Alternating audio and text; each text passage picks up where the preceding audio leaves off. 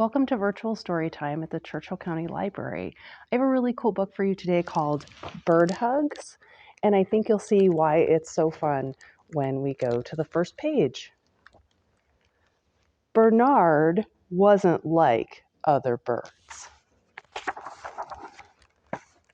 When he was a baby, he didn't know he was different. Life was simple and fun. Then Bernard's friends began to fly. No matter how many times he tried, it was something he couldn't seem to do for himself. One by one, the other birds left in search of new places. "I'll learn to fly soon, won't I?" said Bernard. "Of course you will," said Orla. But the next day, she was gone too. Bernard was all alone. Maybe he just needed a little help. "That's right, Lawrence," said Bernard. "Keep pecking that rope." They're going to try to slingshot him into the sky. "I'm flying!" But he wasn't. Embarrassed by his useless wings, he tried to make them smaller. Then he wondered if it might be better to pretend they were something else.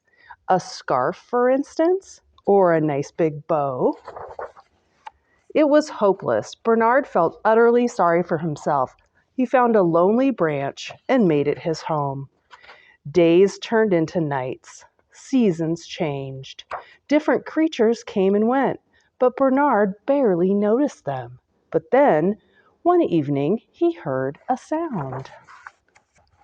It was coming from someone even more dejected than Bernard. "I feel very sad, and I'm not sure why," wailed the orangutan. Bernard jumped up, and with his long wings, he gave the orangutan a big hug. The orangutan stopped crying and sighed. After a while, he stood up and stretched. "That made me feel a whole lot better," he said.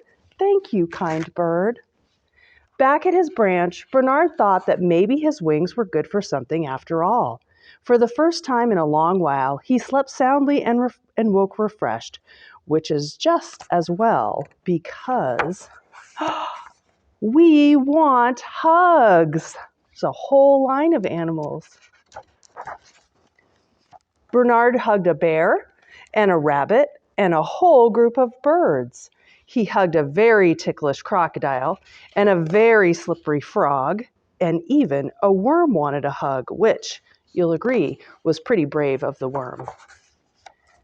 Now, every morning without fail, there was a line. The animals told Bernard their problems, and he listened. Bernard didn't feel sorry for himself anymore, and all the hugging had made his wings feel strong. Maybe even strong enough for flying. But he crashed. "There's more to life than flying, I suppose," said Bernard. Much, much more. Bernard discovered that helping the other animals had given him something he hadn't expected: new friends. And friends can help you do anything. Can you see there's Bernard? And his friends are helping him fly. Thank you for joining me today for Virtual Storytime.